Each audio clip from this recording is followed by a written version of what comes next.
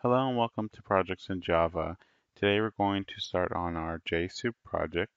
JSoup is an HTML parser that allows you to easily access elements of an HTML web page. So let's go ahead and go to the website. And here you can see some of the functions that JSoup allows you to do. So you can scrape and parse. This is where you get all the data and you can manipulate it however you want to. You can find information. You can also manipulate the HTML elements. So let's go ahead and take a look at the finished project.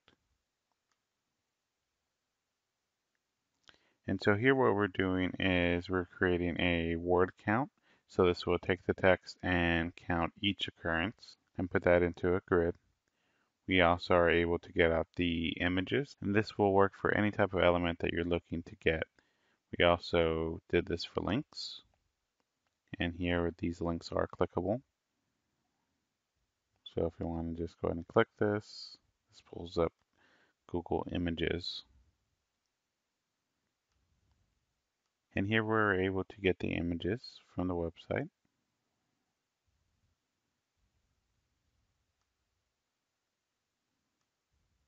And so this project will be good if you ever need a set of information from a particular website, but you don't want to access that manually every time to get that information. So let's go ahead and start creating our project. Let's create a new Java project. And we'll just call this JSoup.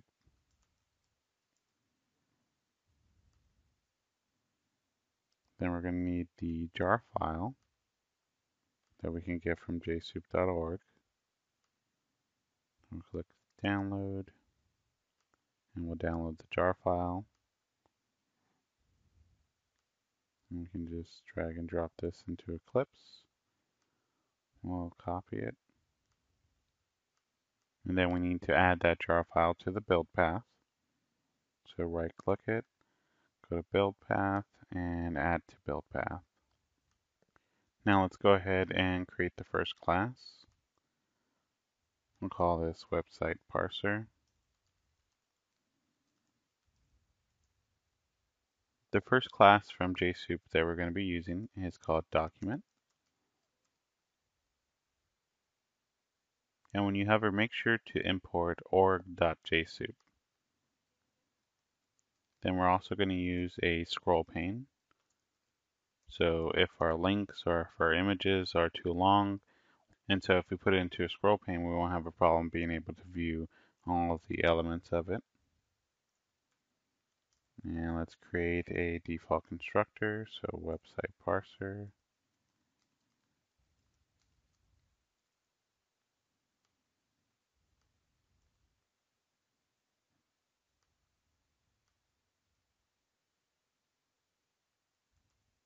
And what we're going to do here is connect to a website. So this is jsoup.connect.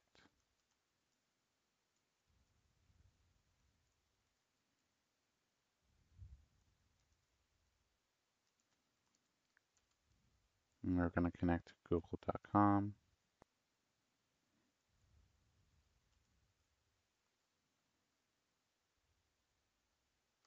And surround that with a try and catch.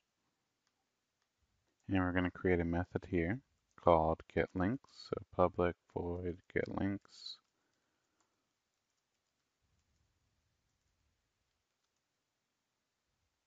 And the first thing we're going to do in here is get the elements that are links.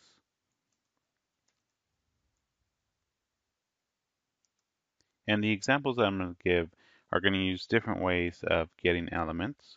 So here we're going to use the DOM method. That is the document object model. So those are things that you're used to seeing in regular JavaScript if you've used that before.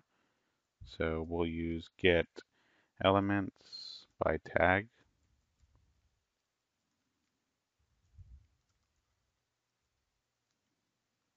And the tag for a link is an A. So if we get all the elements with the tag A, those should all be links.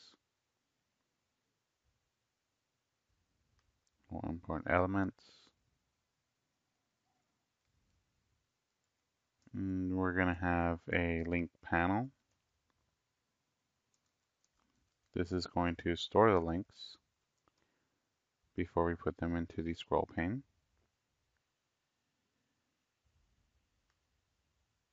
And the link panel is going to have a grid layout. So link panel.set layout is equal to new grid layout.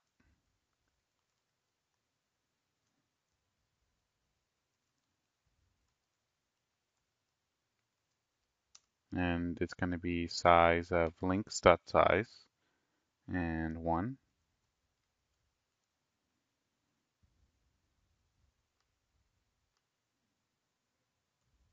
And then for each element, we'll call this link in links.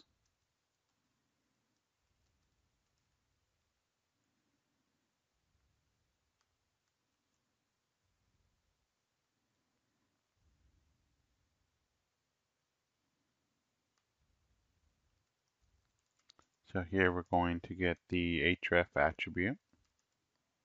That is the actual link that the URL will go to. So it's link.attribute. And you pass in the string with the attribute name, which is href. And so if l.length is greater than 0,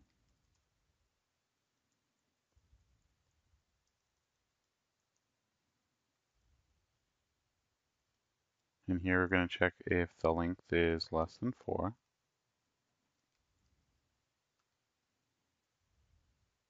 And if it's less than 4, that means it doesn't have the full length. It doesn't have the HTTP colon.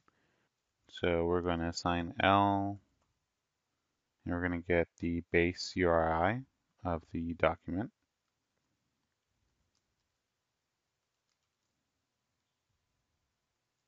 And then plus L dot substring. And we're going to strip the first character. And then else if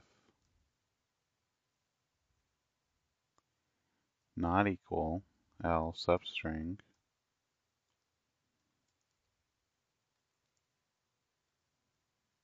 from 0 to 4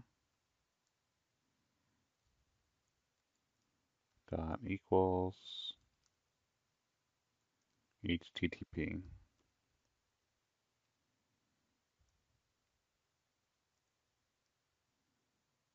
And so in the first condition, for sure we're not seeing the HTTP because the length is not more than 4 characters. And then in the second condition, we're seeing if it is. If it is, that means we have a usable link. If it isn't, then we need to add the base URI again. So we'll just copy this. And then here we'll create a JLabel. Call this label. It's equal to new JLabel. And we'll pass that L.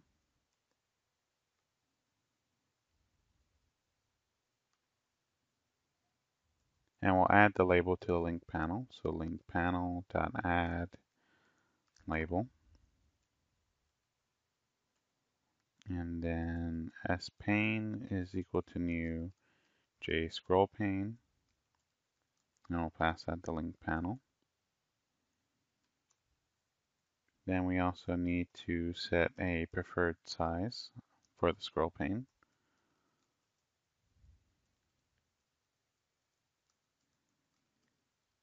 And it's going to be equal to a new dimension. And we'll do 350 by 350.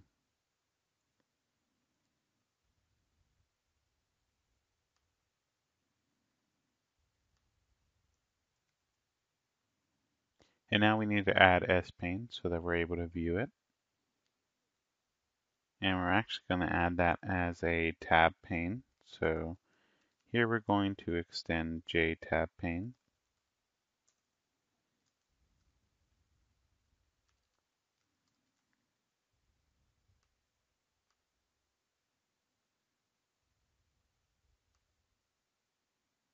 And that's what gives us the tabs on top. And in each of those, we can specify something like a scroll pane or JPanel. And here's how we add a tab pane. So add tab, and you're going to pass it first the name of the tab. So here we'll call this links, and then you pass it the component.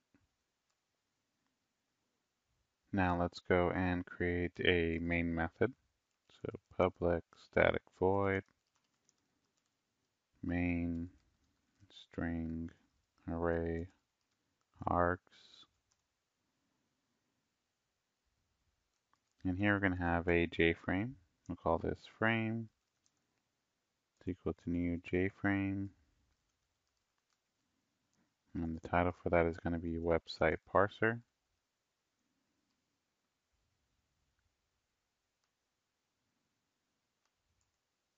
And then frame dot set default close operation.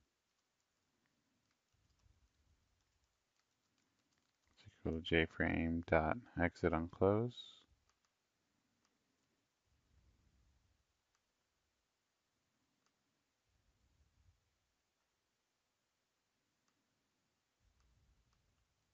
And then we're going to create a website parser object.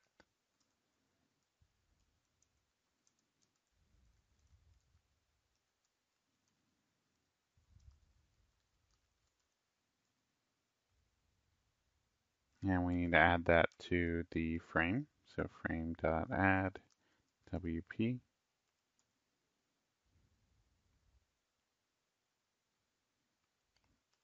Then we'll make it visible. So set visible, and we'll pass that true.